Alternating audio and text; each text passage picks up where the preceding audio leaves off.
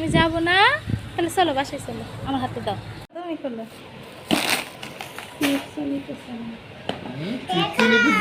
দেখো।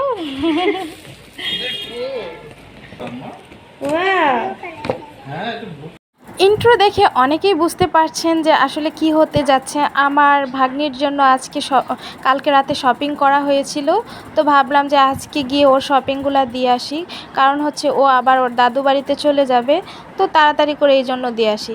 তো আমার হাজব্যান্ড যেহেতু অফিসে, তো আমার একা একা যেতে হবে। আর আজকে আমার খুবই ব্যাড লাগ যে একা একা যেতে হবে, প্লাস বাসে যেতে হবে।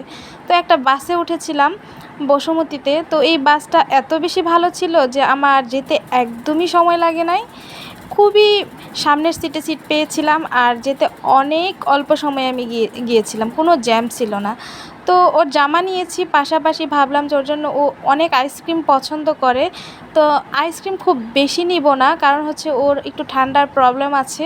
তো ভাবলাম যে খুবই ছোট দেখে একটা আইসক্রিম নিব, কারণ ও আইসক্রিম পেলে ও কিচ্ছু ছাড়বে না। তো আইসক্রিম নিলাম, পাশাপাশি চিপস চকলেট এগুলা কিছু নিলাম, নিয়ে ওদের বাসার দিকে যাচ্ছি। এটা ওদের বাসারই রোড, ওই যে ওখানে ওরা দাঁড়িয়ে আছে, আমি কল দিয়েছিলাম, তো ওর মা আর ও দাঁড়িয়ে আছে আমাকে রিসিভ করার জন্য। তো এই তো ওকে বলছিলাম যে নাও তোমার ঈদের গিফট শপিং নাও, আমি এখন চলে যাই। তো ও এখন ওটা নেওয়ার পরে ও টেনশনে পড়ে গেছিল যে আমি আসলে কি চলে যাচ্ছি কিনা। তো কিছুক্ষণ পরে ও নিজেই বলতেছে যে তুমি থাকো। পরে বললাম যে চলো তাহলে বাসায় উপরে যাই। তো উপরে যেয়ে ও খুব এক্সাইটেড ছিল যে ওর শপিংগুলো ও খুলবে, আনবক্সিং করবে। খোলার সাথে সাথে বলতেছে ওয়াও দেখো। বেশি কিছু নেইনি, দুটা জামা নিয়েছিলাম আর পাশাপাশি একটা কাপড় নিয়েছিলাম যেটা বানানো হবে দর্জি দিয়ে। তো ও খুব এক্সাইটেড হয়ে জামাগুলো দেখছিল, ও তখনই বলতেছিল যে ও পরবে, এখনই ট্রায়াল দিয়ে দেখবে যে ঠিক আছে কিনা। ও খুবই এক্সাইটেড ছিল। পরে ওর মাকে বললাম যে ওকে একটু পরায় দেওয়ার জন্য। তারপর ও আরও কিছু খুঁজতেছিল যে আমি আসলে কি কি নিয়ে এসেছি। আসলে ওদের বাসায় গেলে আমি ওর জন্য কিছু কিছু নিয়ে যাই, ও জানে, সেই জন্য ও খুঁজে খুঁজে দেখছিল যে আমি কি নিয়ে আসছি ওর জন্য। তো ও খুবই এক্সাইটেড, ও জামাটা তখনই পরলো, পরে ওর খুবই পছন্দ হয়েছে। ওর পছন্দের কালার হচ্ছে পিঙ্ক, আর এই জামাটার ভিতরে পিঙ্কের রোজ ছিল আর হোয়াইট ছিল, ওর অনেক পছন্দ। ও এখনই ওর পছন্দ অপছন্দ সম্পর্কে খুবই সচেতন। ও আইসক্রিমটা হাতে পেয়ে গেছে, ওর আর অন্য কোনো নেশা নাই, ও আইসক্রিমটাই খাবে।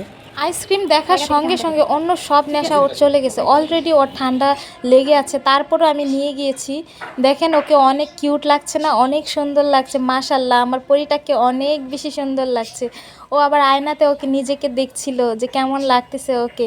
ও বলতেছিল যে নাইস ড্রেস, আমার জুতার সাথে একদম ম্যাচিং হয়ে গেছে। তারপর এই ড্রেসটা পরানো হলো, তো আমার কাছে এই ড্রেসটা পরেও অনেক বেশি ভালো লেগেছে। ওর বলতেছে এটা স্কাই ব্লু কালার, ও সব রকমের কালার চিনে, ও সব কিছু বুঝে। জামা আমি নিয়ে গিয়েছি কি হয়েছে, ওকে যদি জিজ্ঞাসা করি যে জামাটা কে নিয়ে এসেছে, কে কিনে দিয়েছে, ও বলে যে আমার পাপ্পা কিনে দিয়েছে। আমার হাজব্যান্ডকে ও পাপ্পাই ডাকে। তো এইদিকে ওর জুতাটা ওর বাবা কিনে দিয়েছিল, তো দেখলাম যে একদমই ম্যাচিং হয়ে গেছে। তো ওর জন্য আরও দুইটা জামা ছিল, ওগুলা পরে আর ভিডিও নেওয়া হয়নি, ওগুলা আমি দিয়েছিলাম, ওগুলাও নতুন ছিল। তারপরে ও এই জুতাগুলো আমাকে দেখাচ্ছিল, দেখো কি সুন্দর জুতা, লাইট জ্বলে। তো আজকের ভিডিও এই পর্যন্তই। সবাই অনেক বেশি ভালো থাকবেন, সুস্থ থাকবেন, আল্লাহ হাফেজ।